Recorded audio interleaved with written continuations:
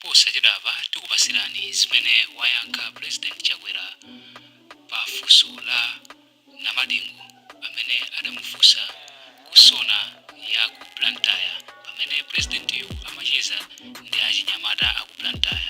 Ndipo lero lino presidentiyo wayankha funso limenelo ku Mzuzu pamene akuchezanso ndi achinyamata ena. Takhani pompo mumve kuti a president Chakwera ayankha zotani pa funso limene adafunsa a Dr. Namadingo.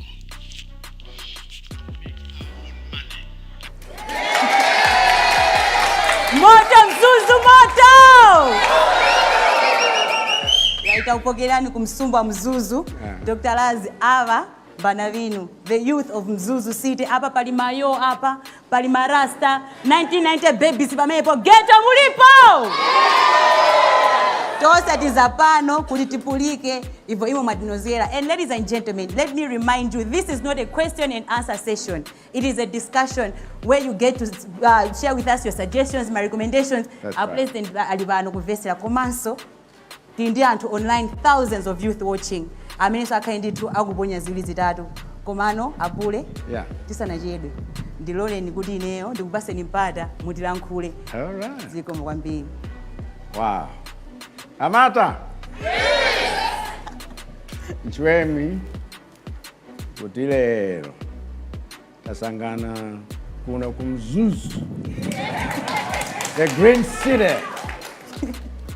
and masabata awili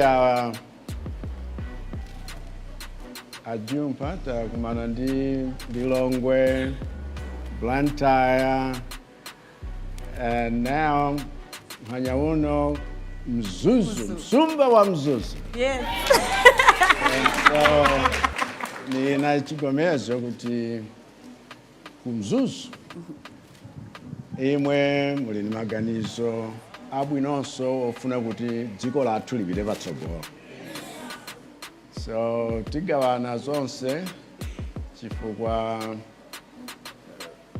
boma ili charo ichi mbula imwe ayendeti sitingapange progress.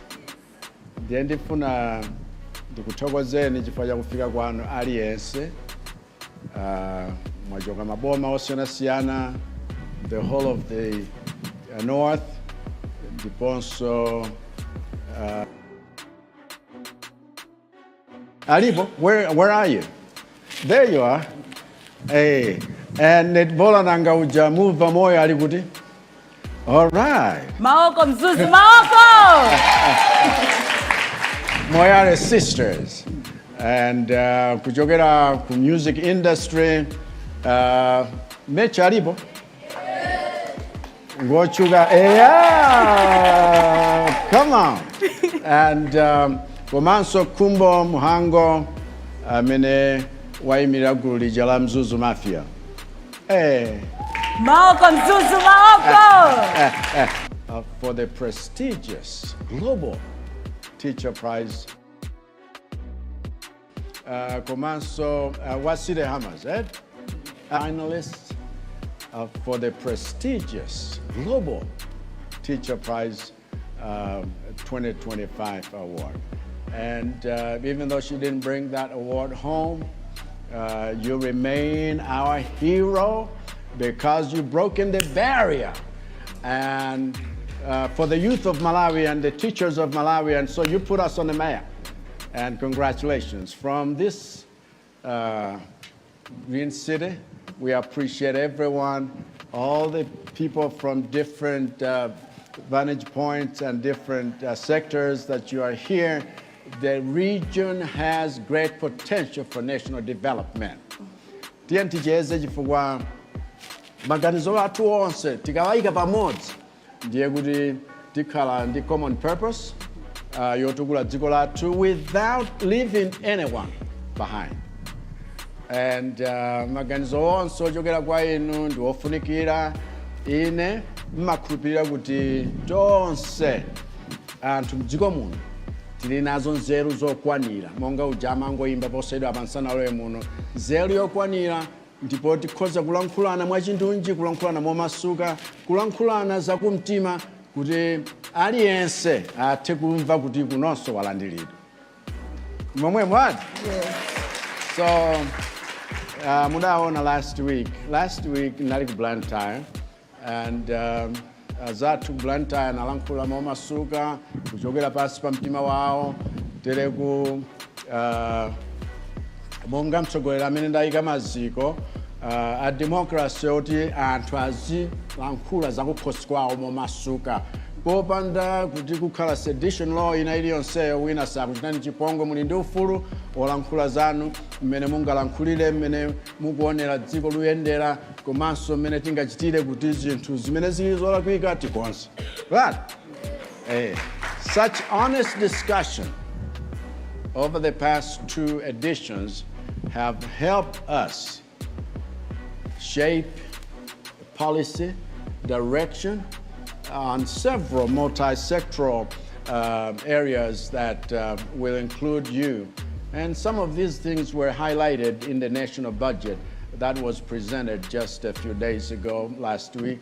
And so, tiona ngati zonsezi zithandizira kuti achinyamata mupeze mwayi ophunzira, mwayi wa ntchito, mwayi opanga chuma, nokhatu mukudziwa kuti mbuyomu zonsezi kudalibe. Ndiye timakambirana malo ngati wanu zofunika zoti achinyamata atsate.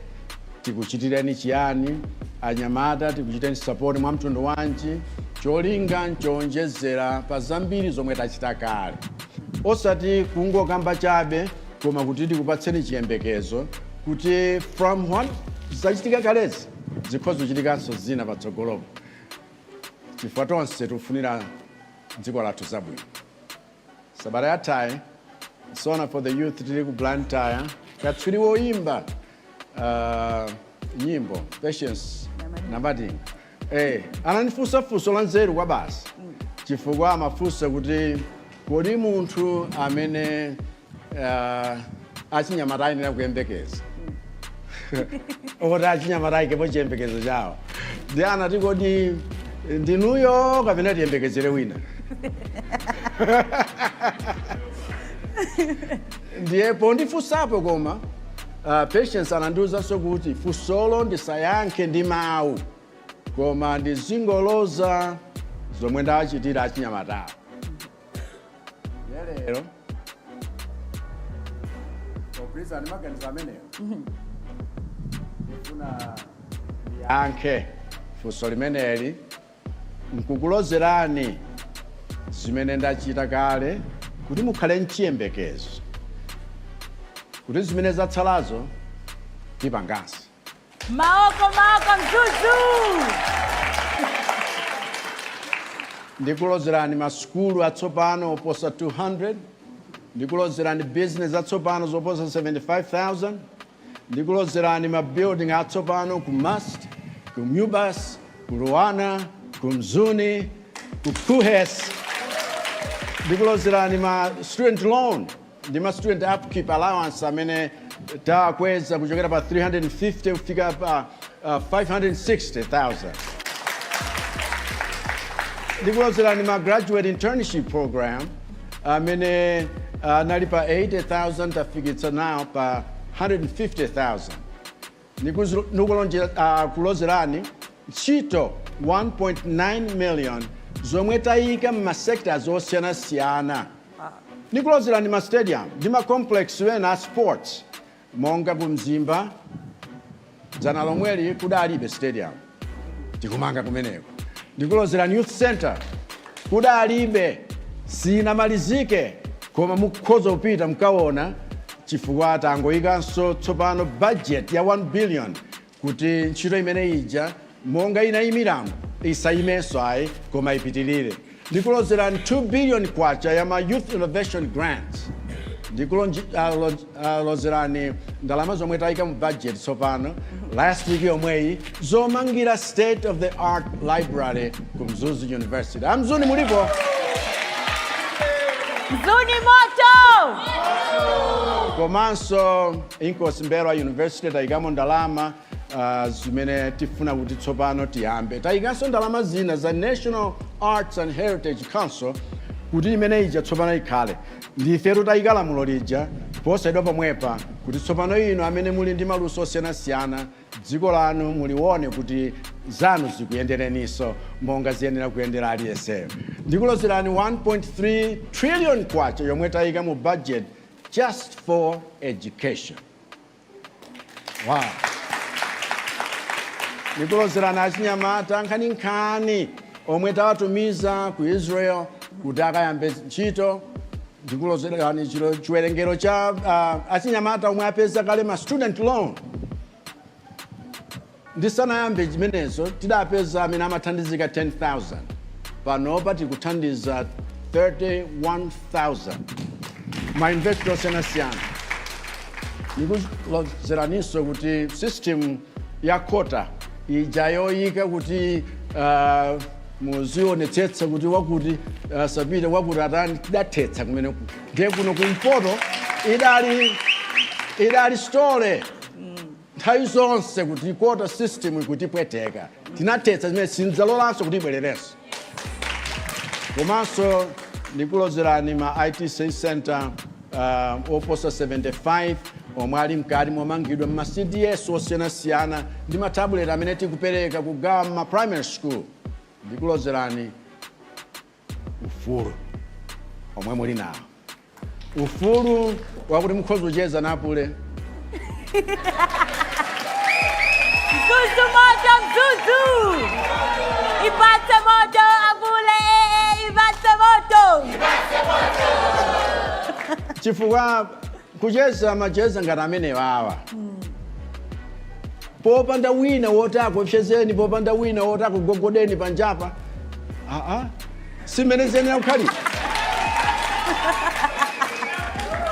Ndiye mutha kuona kuti boma lathu kapena boma langali layika njira zambiri kuti moyo wanu achinyamata ukhale ndi mwayi wochuluka popeza maphunziro abwino, ntchito zabwino, ma business komanso kupanga chuma cha ife ine ake Amalawi. Chifukwa yake kubwera kwanu lero koma ngati pali wina woyamika ndathokoza ndine. Nkadakhala kuti chipewa chisindampatse mwanayo nkadakuvulirani nonse. Ndiye tiye ticheze limodzi popeza achinyamata muli mkati koma timati mtika.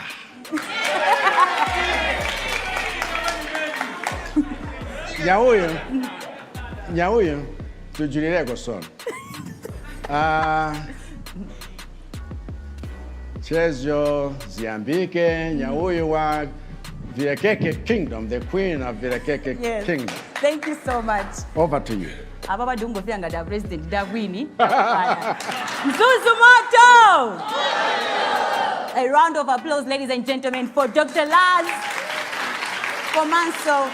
I'd like to give you 2 points for this inclusivity because this approach is amazing. Ababa ifeyo tiringata tafika kwa dada, mwana ukaona magoro ake tifuna dikutuweza kuntima kwatu tunechinaji jose. Thank you so much.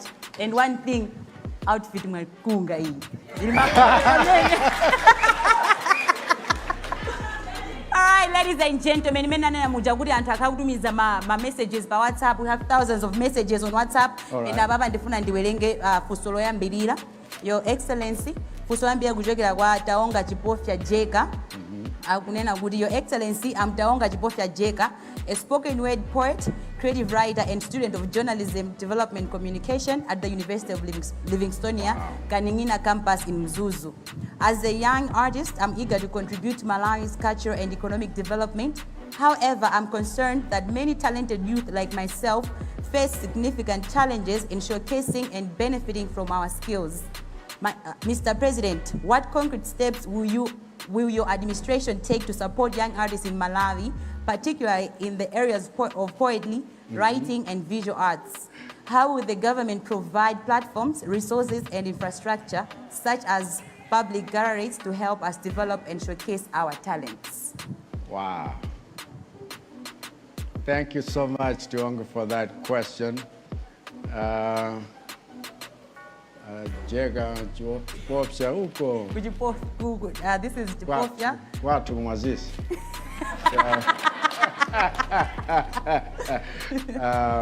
Thank you. Like I made that statement when I opened this special interactive show, we have in our administration made decisions, deliberate decisions, to build capacity for artists like yourself, and through the National Arts and Heritage Council, we will provide many opportunities through which you will be able to learn a decent or earn a decent living.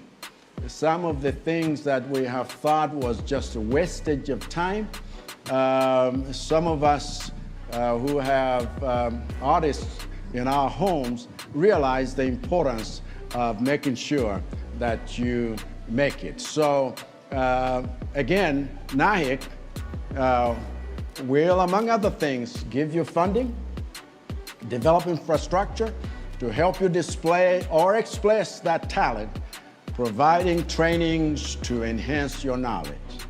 My administration has already gazetted a law that gives 1% of construction budgets for public and hospitality construction projects to purchase the artworks by Malawian visual artists. So we want everyone's talent displayed everywhere. The welfare of artists is a personal issue to me, as I have raised artists in my home, like I said, and sustained this relationship with renowned artists across this country, across Africa and the world over decades. And one notable case of those friendships is that which I had with late Mteweti Wambali Mkandawili. And all these efforts to transform the arts industry will translate into jobs, more jobs for young people whose talent hasn't been remunerated properly before this. Entertainment industry should be the biggest paying industry that we have, and you are the ones to make that happen. So, Taonga, you and other thousands, if not millions of artists, you are sorted out. All it takes is for you to grab these opportunities now, and so I'll be happy to work with people like yourself in order for us to make sure that we advance. Sindi wadziwa mwina ena nunso muli ndi idea abwinobwino oti mukhoza kutiuza kuti titsatire chiyani kwenikweni tiuchita implement tsopanoli lamulo tidakhazikitsali ndi kuti council imeneyi ikakhala functional zinthu ziyende mtundu wonse. Ladies and gentlemen, mongo kumbusana in the discussion. Ndaka ngasofuso mukakoti muli ma recommendations kama suggestions anu mukhoza kuweza nkono mwamba ndo ndizibwesa mic kuti so inuwe mupange ndithu munene chimene muona ngati tingapange. Youth, mwakonzeka? Yes. Ladies and gentlemen, to those watching us on Facebook and X Spaces, keep those comments coming. Ine ndafika pano abule ali apa ndipo mafunso onse akhala kuyankha. Your Excellency, funso yachiwiri pa WhatsApp imeneyi yachoka kwa Philip Jele akunena kuti Vision 2020 inalephereka kukwaniritsidwa. Kodi inu mwapanga motani kuti Vision 2063 isazalepherekenso kukwaniritsidwa? Philip Jele from Zuzu. Wow. Mmene tinkakhazikitsa masomphenya 2063 nthawi imene ijanso kudali COVID ndiye tidangochita virtual, komabe tidanena kuti ifeyo tikhale anthu amene masomphenya akuti achitike tikhale ndi gawo lathu ndipo tikhale ndi kudzipereka kuti tikhoza kufera zimenezi kuti zichitike. Chifukwa kungokhala ndi masomphenya nkukhala nawo pa pepala kapena kukhala nawo pa kompyuta masiku ano koma nkumangoona kuti mavirus agwire ntchito yake, vumbi ligwire ntchito yake, zinthu zija zisagwire ntchito sizoonadi. Chitsanzo chabwino the vision ya 2020 ija tinayamba limodzi ndi mayiko wena wenanso kutengera kwa ife zimene adachita kwawo ife kuno osachita mpaka nakumanena kuti ife tidatenga izi ku Malawi. Vuto lalikulu limakhala chidwi cha atsogoleri amene alipo nthawi imeneyo. Ngati sali wokonda dziko nkumaonetsetsa kuti zinthu zokomera anthu osati zokomera ife tilatsogolera koma zokomera anthu zichitike, tikhoza kukhala ndi mwayi wakuti izi zitheke. 2063 masomphenya amene wawa ngoti akhoza kutheka tikagawana ndondomeko zakuti aliyense achite chimodzimodzi, aliyense akhalepo ni gawo lake, aliyense ngakhale achinyamata ngati awa ali ni maganizo oti akhoza kukhazikika bwino pa zimene iwo akufuna. Ndiye tinayigawa zaka kuti tizichita ngati pang'ono sima ija tikunyema mpaka naitha yonse, chifukwa tikapanda kukhala ndi deliberate policy yakuti titani ndiye kuti tizingokamba zinthuzi. N'chifukwa chake panopa tere tikufuna kuti aliyense wa inu akhale ndi gawo kuti kodi tikwanitsa mwa mtundu wanji. Tinayika zaka 10 zoyambirira, tinayikanso zaka 5 zinazi, nkuyika zaka zitatu, nkuyika chimodzi. Koma chimene tikufuna nchakuti ngati tikhale ndi human resource imene maganiziridwe ake ngosinthika. For that is critical. Ambiri aife ngati tilibe spirit ya patriotism, tidachita give up kale to Afro-pessimism. I use that word guardedly. Afro-pessimism matenda, chintenda chonena kuti kulibe chabwino tingachite, ku Malawi kulibe chabwino, ku Africa kulibe chabwino zikhoza kupezeka kwina kokha. I'm telling you, this is it. This is the place where you and I can work to develop and make sure that these things get accomplished. Mmene timakhazikitsa zimene zija 2021 kulekeza 2031 ndi zaka 10 zoyambirira. Ndiye danena kuti tsono mzaka zimenezi tiye tionetsetse kuti tichite fast track zinthu zina.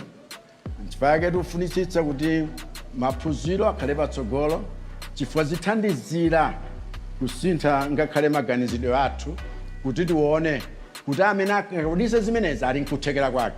Development of skills munjira yosiyanasiyana. Tionetsetse kuti ngakhale azipembedzo zikomo kwa inu amene panopa ndi mwezi wosala, zikomo kwa inu amene mukuphunzitsa kuti tichite bwanji kuti anthufe tigwirizane, zikomo kwa inu nonse amene muli ni chidwi chakuti izizi sizichitika chifukwa cha munthu mmodzi koma chifukwa cha ife tonse.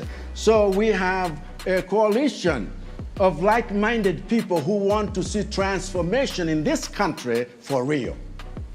Ndiye tinayika kuti tikhale ndi ATM strategy chifukwa timafuna kuti agricultural transformation and mechanization ikhale real.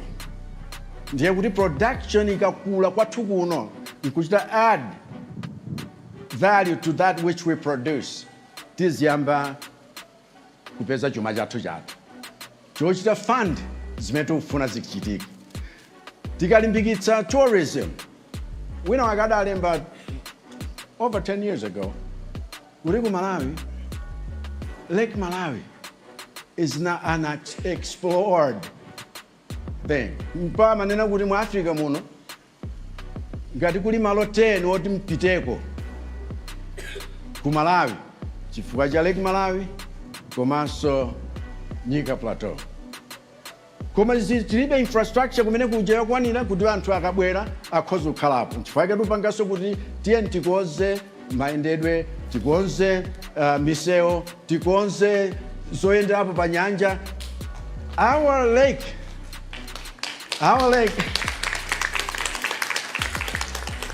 has the most variegated tropical fish you can ever find on planet Earth. Nowhere else. Otena mkapita kwina mahotela wena mkakaona somba zotchedwa sickness zimachoka ku Malawi. Ndiye ife tinyadire tikhoza kukhalanso ni zina koma just recently chifukwa sikalekale mwina zinayamba about 10-15 years ago kuti tiyambe kupeza migodi yeniyeni kwathu. Mining is the next big thing yoti chite power Malawi's transformation nkubweretsa 2063 closer to us faster than ever. 2063 is nothing but a desired future. And we patterned it after Africa Agenda 2063, the Africa we want. And so we want zinungati izizi zithandizire. Tifake tukambakamba za mega farms, tifake tukambakamba zokopa alendo, komanso tukambakamba za migodi izi. Ndiye kuti tikhale ndi rutile. The kind of rutile we have, they tell us, is 97% pure titanium. Aliyense azibwera kuno tsopano akafuna zida zawo zipangidwe, akafuna zinthu za masiku ano. This, we would say, green economy that we are pursuing, it's possible chifukwa cha zinthuzi. Ndiye kuchokera ku uranium all the way to niobium in Kasungu, all the way to rutile, all the way to precious stones in Kangankude, all the way in Pegana, rare earth stones to Palombe. All this country is indeed rich. Tikamayimba nyimbo ija ya mtundu watu tidziwoli mpatali. Now we are just discovering it. Can we do it together? Kutili tukuke mwa msanga.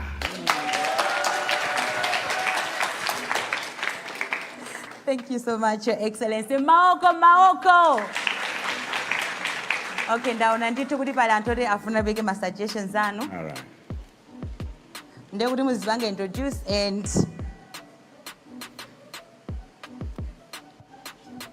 Good afternoon, Mr. President, or should I say Apule? My name is Amanda Sauter. I'm representing Sanga Youth Club from Katabe. So I wanted to engage you on the issue of Malawi Vision 2063, addressing the question in Nabwera online. Yeah. So on that issue, I wanted to bring about something to you as the president, in your capacity as the president. So in the recent budget, Menia Turuga in Katabe, we got 11.5 million as a district.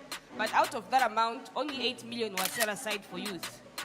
So my question on this towards you as a president, and I'll get to how it's connected to the policy, is can you not engage the National Local Government Finance Committee, Kudi, when these budgets are made, the ceiling that is there on the youth budget, where they've put our ceiling, they should at least increase it, at least to a minimum of 40 or 50 million per year. Putting cheetos is the end, and they don't know my policy. Malawi Vision ujasa kunziwa mangomva.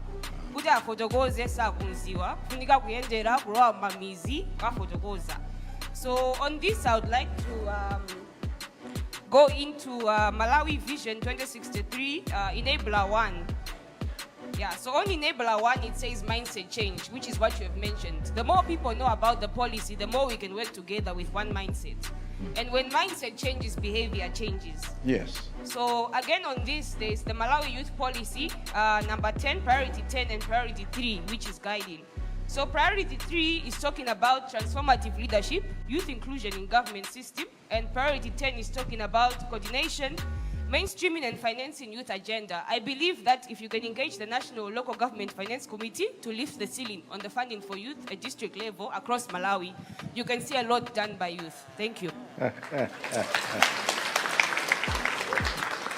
Nikuthokoza chifukwa cha suggestion imeneyi. Panopa tachita break. They are discussing all of this in clusters, and I would like for this suggestion to be included, so that people know that we are serious about listening to people. It's not just those who are attending these clusters and discussing the budget.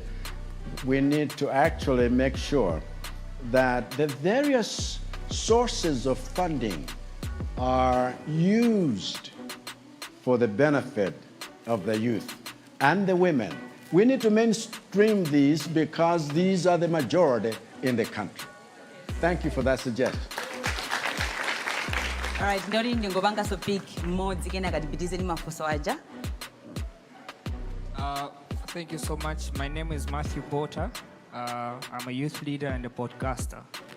Mr. President, while we have plans as a country, bureaucracy is one of the enemies of progress in public institutions as well as parastatals, just to include them. And young people here have the ability to create digital systems that can eliminate the middleman who delays these processes. I wanted to find out from you if at all you have plans to digitalize most systems in these parastatals and government institutions. But I also wanted to find out from you, Mr. President, the budget that was released shows that we're going to borrow 2 trillion from commercial banks, and the other one is expected from donor aid. But as a country, we have 16 trillion as debt. I wanted to find out, because these young people here and those watching us are the ones who are going to be there in the near future to give back those loans. So what are we doing to eliminate our dependability on debt? Thank you so much. Wow. Thank you so much for that question. It's extremely important. When you are doing your budgets, you need to realize where are we going to get the money to fund all of these programs, because sometimes all we do is suggest programs and more programs and more programs, and when your ability to produce the money is this little, but your appetite to consume is this big, it becomes an anomaly. And that is something that we need to seriously look into. When you borrow to produce, to add value to what you produce, to establish factories and manufacturing plants, that is the kind of investment that you should be involved in. Not borrowing to consume and blow it up, because then you have nothing left at the end of the day. And so I would appreciate a comment if you have any, but this is extremely important. I'll tell you one thing.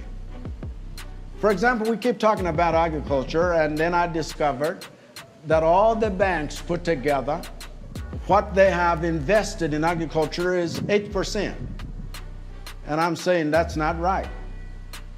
When you have banks declaring all of these huge profits at the end of a year, and then we are not investing in that which we believe we ought to be, something is not right. And so I went to a bank myself. I know there are other institutions that are helping finance certain of your businesses, including youth programs. But I went to a bank. I tried them out. I says, would you help me? And I think because I'm president, maybe they didn't want to say no. But when they said yes and trusted what I was showing them, I took them over to a piece of land. I says, I want to utilize what I can borrow from you in this. And I can tell you it is one of the mega farms, and this is the second time when we were able, even in times of drought last year, we were able to produce so many hundreds of tons of maize. And I was able within that year pay off my debt to a bank. And this year they said, now we know you're talking serious. So they also invested, and I have planted over 400,000